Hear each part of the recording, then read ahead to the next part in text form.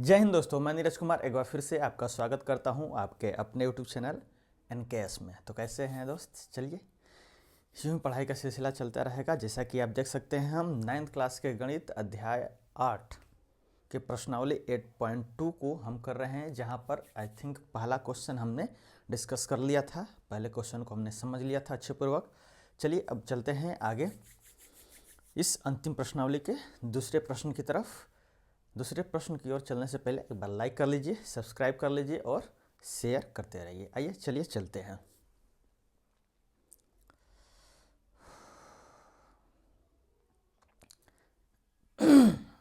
चलिए एक सेकंड सिर्फ रुकेंगे।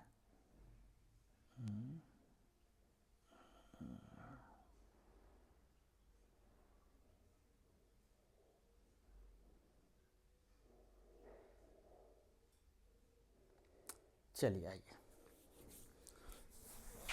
चलिए जरा दूसरा प्रश्न पढ़ेंगे दोस्त, देखेंगे क्या कह रहा है। बोल रहा है कि ABCD एक समचतुर्भुज है। उसने बोल रहा है, क्या बोल रहा है दोस्त? ABCD कैसा है? एक समचतुर्भुज है। अब समचतुर्भुज है तब इसका मतलब यह नहीं कि आपको समचतुर्भुज की प्रॉपर्टी मालूम ही ना हो। तो ये सभी चीज़ें जो छोटे छोटे वर्ड आते हैं, शब्द आते हैं, समचतुर्भुज, आयत, वर्ग, समलंब, ये सब की आपको प्रॉपर्टी मालूम होनी चाहिए। अगर नहीं मालूम है दोस्त तो फिर प्रश्नों को करने में काफ़ी समस्याएं उत्पन्न हो सकती है। जरा ध्यान से देखिए क्या कह रहा है। ABCD एक समचतुर्भुज है और PQR और S क्रमशः AB, BC, CD और DA कि क्या है? मध्य बिंदु है। दर्शाइए कि जब इन मध्य बिंदुओं को आप जोड़ेंगे तो PQRS जो बनेगा चतुर्भुज, जो PQRS एक चतुर्भुज बनेगा, उसे सिद्ध करना है कि आयत है। अब इस प्रश्न में 2 पॉइंट मेन है दोस्त। क्या 2 पॉइंट यह है कि एक समचतुर्भुज की प्रॉपर्टी आपको मालूम होनी चाहिए। तो उससे यह पता चलेगा कि आपके पास क्या क्या चीज़ें उपलब्ध हैं। क्यों? क्योंकि ABCD एक क्या है? समचतुर्भुज है। उसने बोल दिया कि समचतुर्भुज है, तो यानी कि जो समचतुर्भुज की प्रॉपर्टी गुण होते हैं वो सभी चीज़ें आपके पास पहले से दिया हुआ है। और दूसरा पॉइंट क्या है? दूसरा पॉइंट ये है कि आयत। अब आयत को प्रॉपर्टी, आयत का प्रॉपर्टी आपको मालूम होनी चाहिए। अगर मालूम रहेगा तभी आप सिद्ध कर पाएंगे कि हाँ ये चीज़ सिद्ध कर देंगे, तो यह PQRS क्या हो जाएगा? एक आयत हो जाएगा। तो आइए चलिए शुरुआत करते हैं। जरा गौर से देखिएगा। कर रहे हैं दोस्त हम एक्सरसाइज 8.2। दिख रहा है? नहीं दिख रहा है, नीचे लिखते हैं।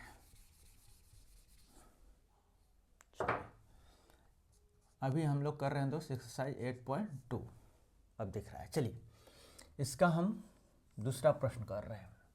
बोल रहा है दोस्त कि एक ABCD है, चतुर्भुज है, लेकिन वो समचतुर्भुज है। कैसा? समचतुर्भुज है। तो सबसे पहले ABCD एक समचतुर्भुज का चित्र बनाएंगे इस प्रकार। समचतुर्भुज यानी रोम्बस। रोम्बस यानी वर्ग का थोड़ा सा टेढ़ा रूप। चलिए नाम दे देते हैं A, B, C और D। सबसे पहले क्या लिखेंगे कि हमारे प्रश्न में दोस्त दिया क्या हुआ है? दिया हुआ है कि ABCD एक क्या है? समचतुर्भुज है। क्या है दोस्त? समचतुर्भुज है, असमचतुर्भुज है। और जो दिया हुआ है कि PQRS वो AB, BC, CD और DA के पॉइंट है। वो भी कैसे पॉइंट है? मध्य बिंदु है। तो इसको P कर देंगे, इसको हम Q कर देंगे, इसको हम R कर देंगे, इसको हम S कर देंगे और इनको क्या कर देंगे? जोड़ देंगे। अब देखिए जब जुड़ रहा है ये दोस्त, इसमें भी 4 भुजाओं का निर्माण हो रहा है, यानी ये भी एक चतुर्भुज का निर्माण हो रहा है। अब हमको सिद्ध क्या करना है या दर्शाना क्या है? हमें दर्शाना है कि जो PQRS है वो क्या होगा? एक आयत होगा। क्या होगा? आयत होगा। ध्यान से समझिएगा, PQRS क्या होगा? एक आयत होगा। चलिए आइए चलते हैं अपने। अब यहां पर जरा गौर से देखिएगा। समचतुर्भुज की प्रॉपर्टी सबसे पहले आपको मालूम होनी चाहिए। तो आप जानते हैं कि समचतुर्भुज की प्रॉपर्टी यह होती है कि उसके सभी चारों भुजाएं आपस में बराबर होते हैं। उसके साथ जो चारों भुजाएं जो सम्मुख भुजाएं हैं वो क्या होती हैं दोस्त? वो समांतर होती हैं। क्या होती हैं? समांतर होती हैं। एक सेकंड रुकेंगे दोस्त, सिर्फ एक सेकंड।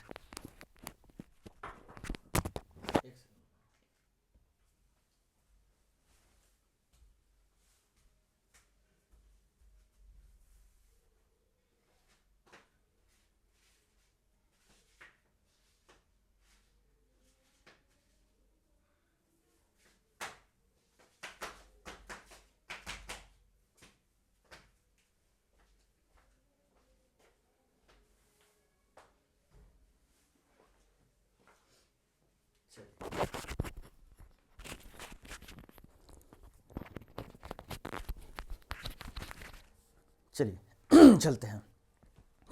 अब जरा ध्यान से समझिएगा, समचतुर्भुज की प्रॉपर्टी क्या होती है कि वह उनके चारों भुजाएं आपस में क्या होंगे? बराबर होंगे, यानी कि A B B C C D D A सब आपस में क्या होंगे? बराबर होंगे। और दूसरी प्रॉपर्टी क्या होती है कि उनके सम्मुख भुजाएं समांतर होते हैं, यानी कि ए बी पैरेलल होगा सी डी के और बी सी पैरेलल होगा ए डी के। ये चीज आपको पहले से आपको पता है। चलिए हमें सिद्ध क्या करना है? आयत पी क्यू आर एस जो अंदर ये बन रहा है इसे हमको क्या सिद्ध करना? आयत। अब जरा समझिएगा आयत की क्या प्रॉपर्टी होती है। आमने सामने की भुजाएं क्या होती हैं दोस्त? बराबर होती हैं। ये आयत की प्रॉपर्टी हो जाएगी। और सबसे महत्वपूर्ण प्रॉपर्टी, आयत के आमने सामने की भुजाएं बराबर होती भी हैं और प्लस उसके साथ वो समांतर भी होती हैं। क्या होती हैं? समांतर भी होती हैं। और इसके अलावा जो सबसे इंपॉर्टेंट पॉइंट है कि इनका यह each and every angle are 90 degree, यानी इसका प्रत्येक कोण जो होते हैं 90 डिग्री के होते हैं। तो यह PQRS को सबसे पहले हमको समांतर चतुर्भुज सिद्ध करना पड़ेगा। क्यों? क्योंकि आयत समांतर चतुर्भुज होता है। तो पहले इस PQRS को हम क्या करेंगे? समांतर चतुर्भुज। पहला क्या काम रहेगा? इसे हमको समांतर चतुर्भुज, समांतर और ये चतुर्भुज का चिन्ह है, समांतर चतुर्भुज सिद्ध करना।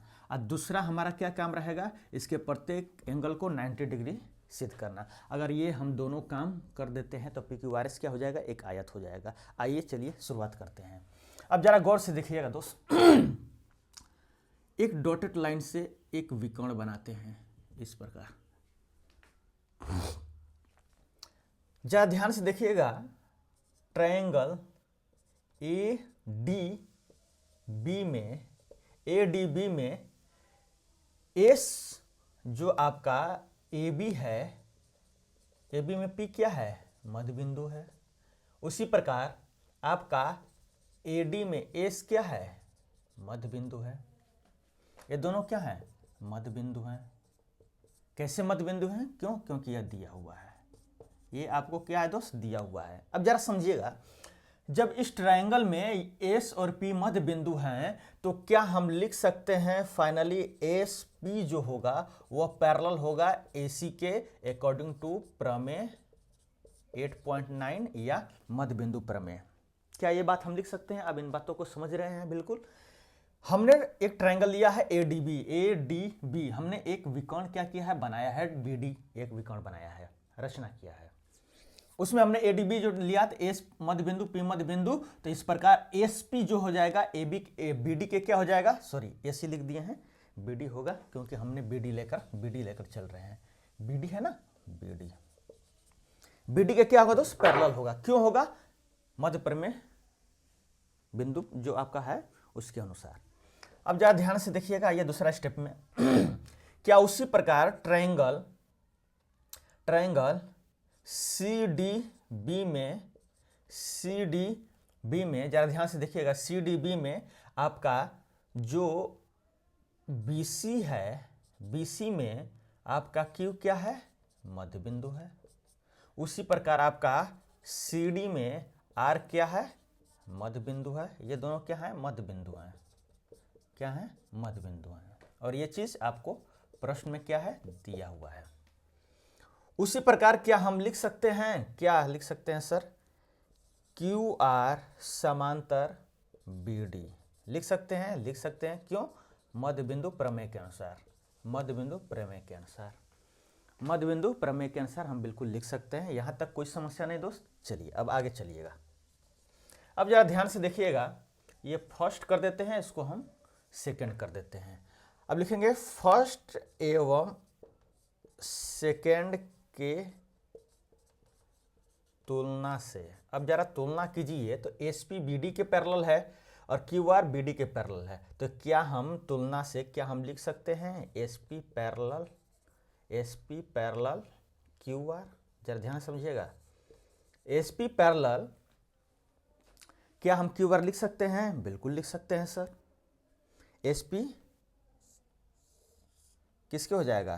Parallel, SP parallel QR. अब जरा ध्यान से समझिएगा, एसपी और जो क्यूआर है, ये पीक्यूआरएस का साइड है, वो भी आमने सामने का साइड है। एसपी और क्यूआर आपस में क्या हो जाएंगे दोस्त? पैरेलल हो जाएंगे। आपस में क्या हो जाएंगे? पैरेलल हो जाएंगे। अब आप जानते हैं किसी भी चतुर्भुज को समांतर करने के लिए एक हमारा नियम था कि एक युग्म भुजा यानी एसपी और क्यूआर ले रहे हैं तो एसपी और क्यूआर ही सिर्फ रहेगा, आपस में समांतर होने चाहिए और बराबर भी होने चाहिए। और जब हमने समांतर दिखा दिया है, अगर हम यहाँ पर बराबर भी एसपी और क्यूआर दिखा देंगे तो क्या पी क्यूआर से एक समांतर चतुर्भुज हो जाएगा? बिल्कुल हो जाएगा। बराबर कैसे होगा सर? तो जरा ध्यान से देखिएगा, यहाँ पे मध्य बिंदु प्रमेय में हमने आपको समांतर करना तो सिखाया ही है, प्लस ये भी सिखाया है कि जो लाइन बनेगी वो हाफ होती है अपने जिस लाइन के पैरेलल है। तो क्या हम यहाँ पर जो हमने एसपी पैरेलल बीडी लिखे हैं, तो क्या हम एसपी बराबर हाफ बीडी लिख सकते हैं? बिल्कुल लिख सकते हैं। कैसे लिख सकते हैं? प्रमेय 8.9 के अनुसार। क्यों? क्योंकि 8.9 में हमने ये देखा है कि किसी त्रिभुज की दो मध्य बिंदुओं को मिलाने के पश्चात जो रेखाखंड बन रहा है वो तीसरी रेखा के समांतर और तीसरी रेखा के लंबाई में आधी होती है। क्या होती है? आधी होती है। उसी प्रकार जरा ध्यान से देखिए, यहाँ पर ध्यान से देखिए, जो हमने यहाँ पर किया है दोस्त क्यूआर पैरेलल बीडी, तो क्या यहाँ पर क्यूआर हाफ बीडी हो सकता है? बिल्कुल हो सकता है। इसे हम थर्ड मान लेंगे क्योंकि फर्स्ट और सेकंड यहाँ पर हम माने हैं, इसे हम फोर्थ मान लेंगे। इसे क्या करना है? यहाँ तक करने के बाद आप यहाँ से 1 2 3 ये 4 ये 5 ये पॉइंट है, इस प्रकार करते चलेंगे। एसपी बराबर क्या हो जाएगा? इतना सेकंड मान लेंगे और क्यूआर बराबर हाफ बीडी।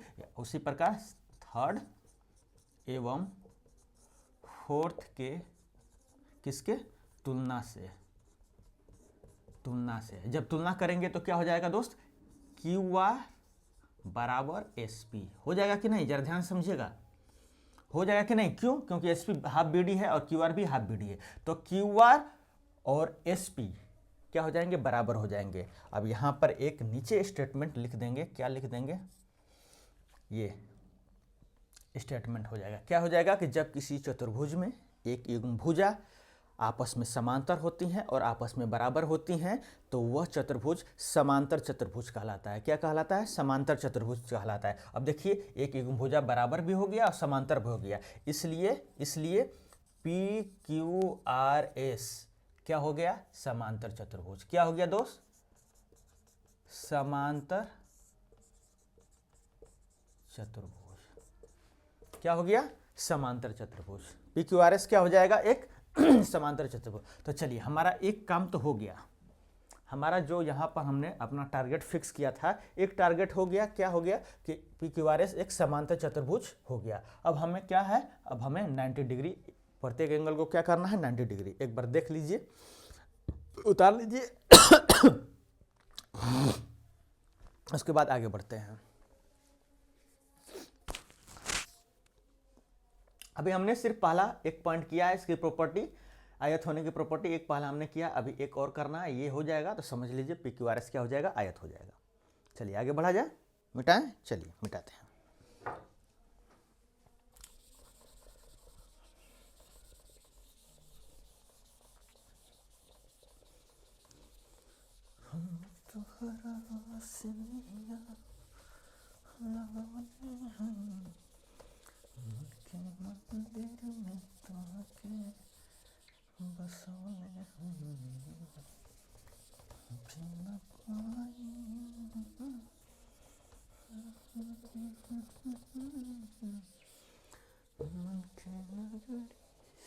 चलिए आइए चलते हैं।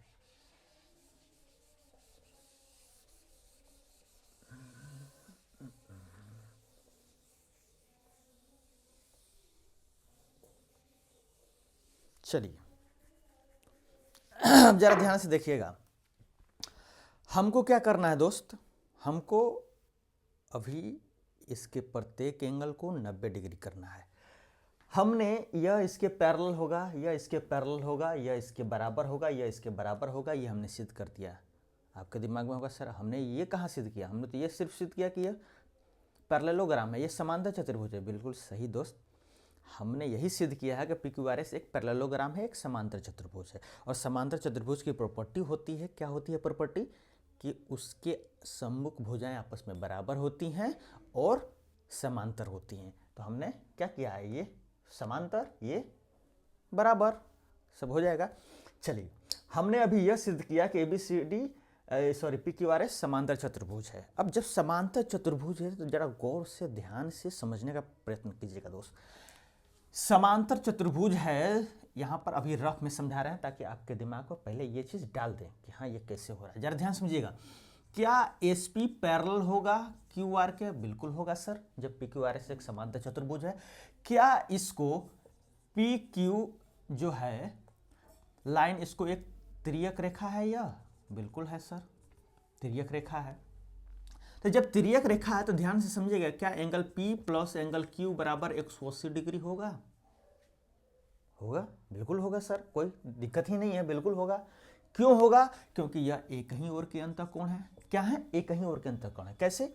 जरा ध्यान से समझिएगा, P और Q को, यह इसके समांतर और यह PQ इसको तिर्यक रेखा इसको कट कर रही है। क्या कर रही है? कट कर रही है। जब प्रतिच्छेद कर रही है दोस्त, और जब यह और यह समांतर रेखा है और किसी भी दो समांतर रेखाओं को एक रेखा तीसरी रेखा तिर्यक रेखा काटती है तो उसके एक ही ओर के अंतःकोणों का योग कितना होता है? 180 डिग्री। सावधान रहिएगा, 90-90 नहीं होता, ये हमने नहीं बोला है। हमने क्या बोला है कि PQ का यानी एक ही ओर के अंतःकोणों का योग कितना होता है? 180 होता है। यह तभी होगा जब दो लाइन समांतर होंगी, परंतु जब दो लाइन समांतर नहीं होंगी और उसको एक तीसरी रेखा कट करेगी तो 180 डिग्री का नहीं होगा।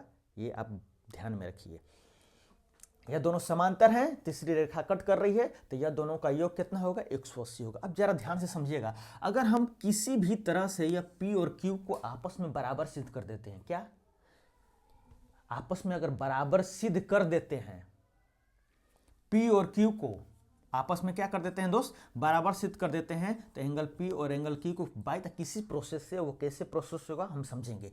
P और Q को बराबर सिद्ध कर देते हैं तो क्या हम P और Q की जगह P रख सकते हैं? बिल्कुल रख सकते हैं। और कितना हो जाएगा? 180 डिग्री। और ये कितना हो जाएगा? 2P, और ये फिर 180 डिग्री। उसी प्रकार एंगल P बराबर क्या हो जाएगा? 90 डिग्री। और हमको यही सिद्ध करना है, क्या हो जाएगा? Angle P 90 degree. अब बाकी जो बचा हुआ है Q क्या हो जाएगा? वो भी 90 डिग्री हो जाएगा। उसी प्रकार Q और R एक ही ओर के अंतःकोण है तो यह 90 डिग्री, तो ये भी कितना हो जाएगा? 90 डिग्री। उसी प्रकार S और R एक ही ओर के अंतःकोण है, 180 डिग्री होते हैं तो यह 90 डिग्री, तो यह भी कितना हो जाएगा? 90 डिग्री। इस प्रकार फाइनल क्या निकल कर आ जाएगा? एंगल S भी 90 डिग्री और एंगल R भी 90 डिग्री।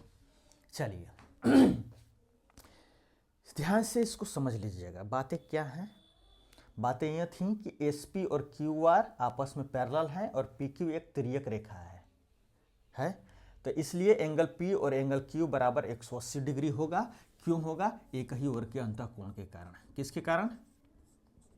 एक ही ओर के अंतःकोण होने के कारण 180 डिग्री होगा। P और Q किसी भी तरह हम इसको बराबर कर देते हैं। क्या कर देते हैं? बराबर। व्हाट का चिन्ह क्यों दिए हैं? क्योंकि अभी हम इस साइड P और Q बराबर करेंगे।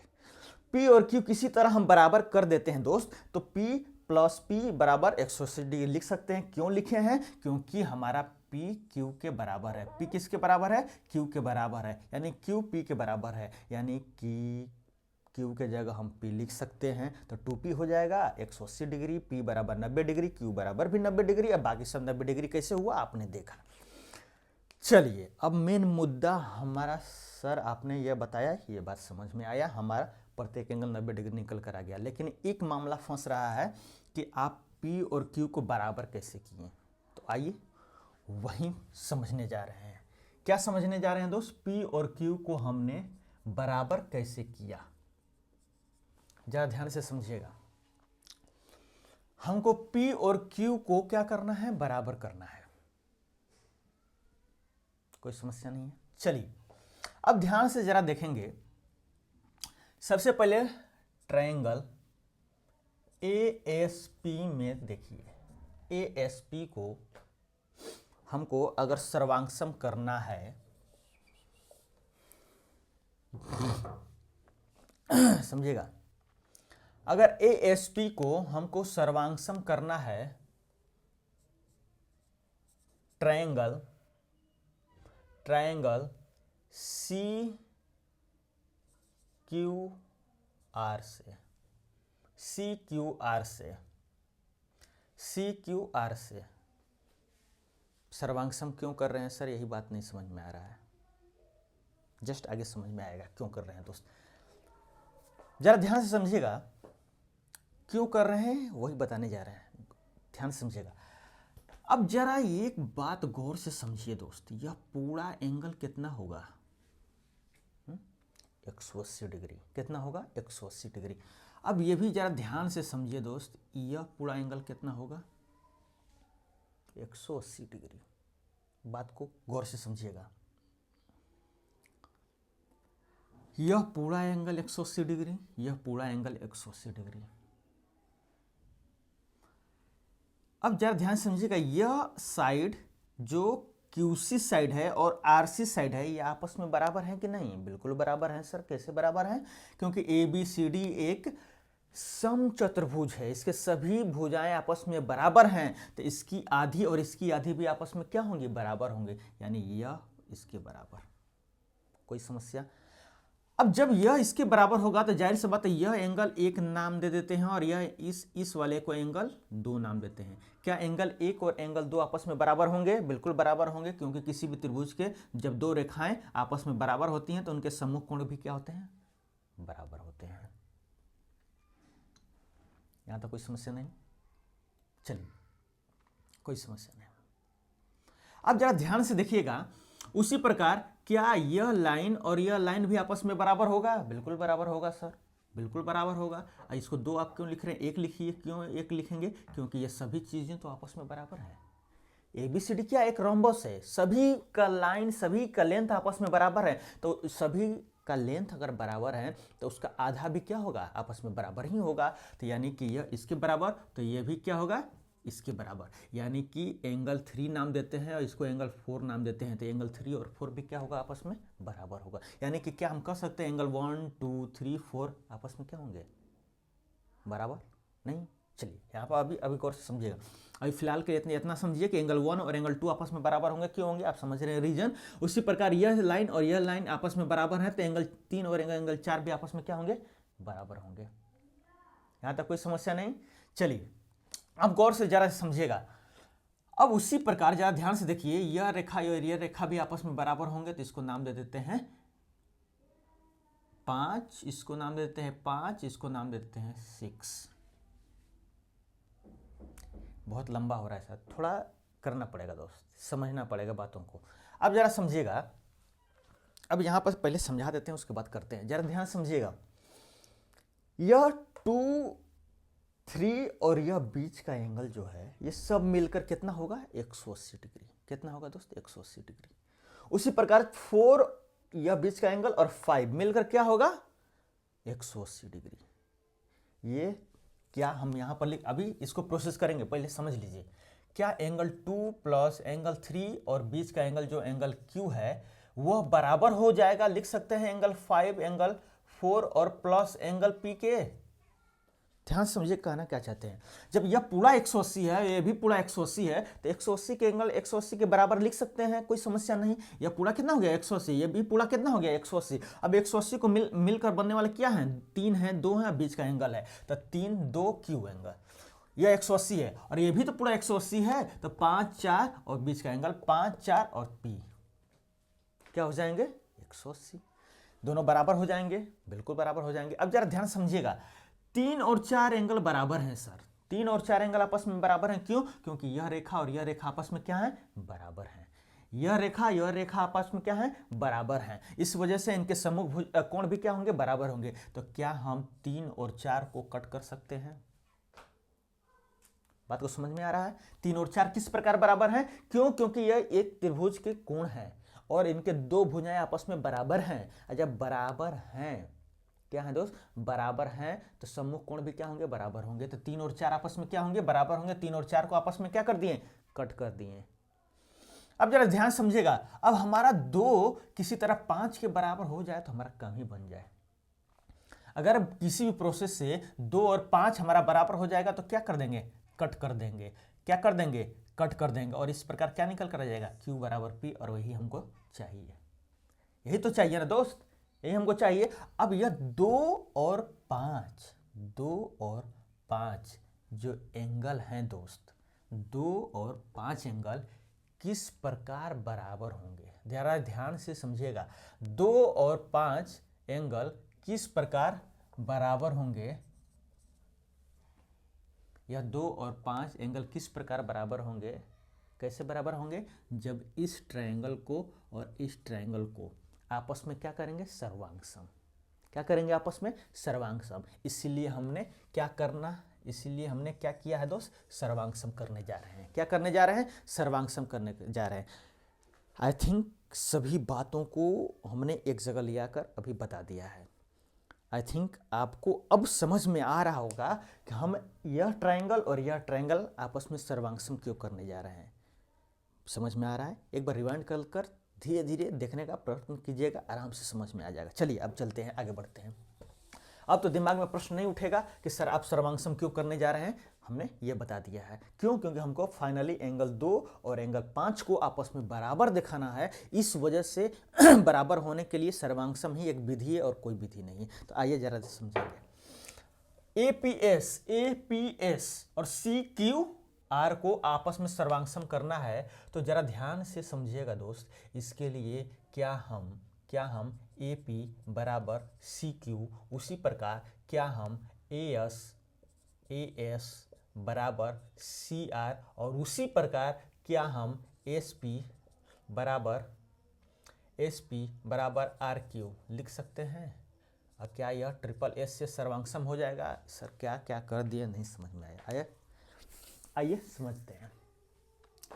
हमने लिखा है AP बराबर CQ, AP बराबर CQ। क्यों होगा सर AP बराबर CQ, क्योंकि AB, AD, CD और BC ये सभी आपस में बराबर है। क्या है, आपस में बराबर है। जब आपस में बराबर है, और यह कैसे है, यह दिया हुआ है। आपस में बराबर है तो उससे क्या मतलब हुआ सर, क्यों, क्योंकि जब ये सब आपस में लेंथ बराबर है तो P क्या है, मध्य बिंदु है। यह 4 मीटर का, यह 4 मीटर का, यह भी 4 मीटर का, ये भी 4 मीटर का, तो आधा कितना होगा, 2 मीटर। तो ये भी तो आधा है, ये आधा कितना होगा, 2 मीटर। यानी 2 मीटर और 2 मीटर क्या हो जाएगा, आपस में बराबर हो जाएगा। उसी प्रकार AS होगा किसके बराबर, CR के बराबर, AS CR के। और SP किस प्रकार हुआ, ये भी, इसका रीजन क्या लिखेंगे, ये भी दिया हुआ है। इसका भी रीजन क्या लिखेंगे, दिया हुआ है। अब SP बराबर RQ, SP बराबर RQ क्यों होगा, क्योंकि अभी हमने सिद्ध किया है कि PQRS कैसा है, समांतर चतुर्भुज है। इन दोनों का रीजन दिया हुआ है, इन दोनों का रीजन क्या होगा, दिया हुआ है। और SP बराबर RQ क्यों होगा, क्योंकि PQRS एक समांतर चतुर्भुज है, तो उनके सम्मुख भुजाएं भी क्या होती हैं, बराबर होती हैं। इसलिए क्या लिखेंगे, इसलिए यस सर्वांग समता से, सर्वांग समता से क्या होगा, ट्रायंगल APS क्या हो जाएगा, सर्वांग-सम हो जाएगा ट्रायंगल CQR के। किसके दोस्त, CQR के। अब यह सर्वांग-सम जब हो गया दोस्त, तो जरा ध्यान से समझिएगा। एंगल जो इस वाले ट्रायंगल में एंगल P है, वो इस वाले ट्रायंगल के एंगल Q के बराबर होना चाहिए। क्या एंगल P और एंगल Q बराबर है, इसलिए लिख सकते हैं CPCT से। किससे, CPCT से एंगल APS बराबर होगा एंगल CQR, यानी कि एंगल 2 बराबर एंगल 5, एंगल 2 बराबर एंगल 5। ये हम फाइनल कर दिए। हमने क्या किया, एंगल 2 बराबर एंगल 5। इस प्रकार काउंटिंग कर लिख लेंगे ताकि समस्या न हो, दिखे कि हमें क्या करना है। चलिए, एंगल 2 बराबर एंगल 5 हमने लिया दिया। अब आइए आगे प्रोसेस बढ़ाते हैं, जरा ध्यान से समझिएगा। क्या एंगल 2, अब वही प्रोसेस जो यहां पर हमने लिखा था, एंगल 2 प्लस एंगल Q को एंगल आप कहेंगे यह पॉइंट है सर, तो यह क्यू पूरा हो जाएगा एंगल। हम क्यू जो लिख रहे हैं ना दोस्त एंगल, वो पी क्यू आर एस किस संबंध में, किस साइड से लिख रहे हैं, तो इस वजह से आप क्यू जो एंगल है यह पूरा न समझकर इतना समझिएगा कि वो पी क्यू आर एस का एंगल है। चलिए 2 प्लस क्यू प्लस एंगल 3 बराबर कितना होगा 180 डिग्री। क्यों होगा, रैखिक युग्म कोण के कारण। किसके कारण, रैखिक युग्म कोण के कारण। चलिए उसी प्रकार क्या angle 5 plus angle P plus angle 4 बराबर होगा 180 डिग्री। क्यों होगा, रीजन रैखिक युग्म कोण। इसे आप नाम दे दीजिए, कोई भी समीकरण नाम दे दीजिएगा, जैसा भी आप प्रश्न करते जा रहे हैं। समीकरण हमने देखा था पिछले में 3 4 आई थिंक 4 तक हुआ था। अब इसका नाम दे दीजिए समीकरण 5, इसको नाम दे दीजिए 6। वो अपने प्रश्न के अनुसार जैसा कर रहे हैं उसके अनुसार आप करते जाएंगे, होते जाएगा। अब उसी प्रकार ध्यान से देखिएगा, क्या हम समीकरण सेकेंड और 6 को की तुलना करेंगे। क्या करेंगे, तुलना। समीकरण 5th और 2nd की तुलना से। अब तुलना जरा कीजिए तो 180 180 के बराबर है, यह 180 है, यह भी 180 है, तो तीनों ये साइड क्या हो जाएगा, कट जाएगा। अब यानी कि यह इसके बराबर हो लिख सकते हैं। तो यानी फाइनली क्या लिख देंगे दोस्त, angle 2 plus angle Q plus angle 3 बराबर angle 5 plus angle P plus angle 4। अब जरा ध्यान से समझिएगा, एंगल 5 और 2 क्या है, बराबर हैं, तो ये कट जाएगा, एंगल 2 और 5 कट जाएगा। एंगल 3 और एंगल 4 क्या है, बराबर है। आप जैसा देख सकते हैं एंगल 3 और एंगल 4 क्या है, बराबर है। अब ये सब कट कर रहे हैं, इसके साइड में रीजन लिख देंगे। क्या लिखेंगे, एंगल 2 बराबर एंगल 5 है, निकाला गया उपयुक्त, और एंगल 3 बराबर एंगल 4 है। क्यों बराबर है एंगल 3 और 4, क्योंकि एक ट्रायंगल में दो भुजाएं बराबर तो उनके सम्मुख कोण भी क्या होंगे, बराबर। तो एंगल 3 और 4 बराबर, इससे हमने क्या कर दिया, कट गया। फाइनली क्या बचा, एंगल Q बराबर एंगल P। क्या बचा दोस्त, एंगल Q बराबर एंगल P। फाइनली ये हमको निकल कर आया एंगल Q बराबर एंगल P। और यहाँ से आगे की कहानी आप पहले ही जान चुके हैं। यहाँ पे एंगल Q बराबर एंगल P। उसी प्रकार हमने आगे बताया कि एस पहले ही बता दिया है दोस्त, एस पी क्यू आर के क्या है, पैरेलल है, तिर्यक रेखा कट कर रही है, तो इस वजह से पी और क्यू 180 डिग्री होंगे और पी और क्यू बराबर हो गए। अब यहाँ पर वाट जो लिखे हैं, अब यहाँ पर लिखेंगे उपरयुक्त क्रियाविधि से, उपरयुक्त क्रियाविधि से, और पी पी हो जाएगा, 2p हो जाएगा, बाकी सब 90 डिग्री हो जाएंगे। चलिए एक बार देख लीजिए, लिखना है पॉज कर कर लिख लीजिएगा। अगर आपको कहीं नहीं समझ में आया होगा तो एक बार बस वीडियो क्या करना है, रिवाइंड करना है दोस्त। एक बार वीडियो को क्या करना है दोस्त, चलिए 8 बजने वाला है। एक बार वीडियो क्या करना है दोस्त, सिर्फ रिवाइंड करना है, उसे देख लेना है और बातों को समझ लेना है, आराम से आसानी से समझ में आएगा। चलिए चलते हैं, यहाँ पर सेशन को समाप्त करते हैं। नेक्स्ट सेशन में जब हम मिलेंगे तो वहाँ पर तीसरे प्रश्न को देखेंगे और समझने का प्रयत्न करेंगे। चलते मिलते हैं। Have a nice day, God bless you, जय हिंद।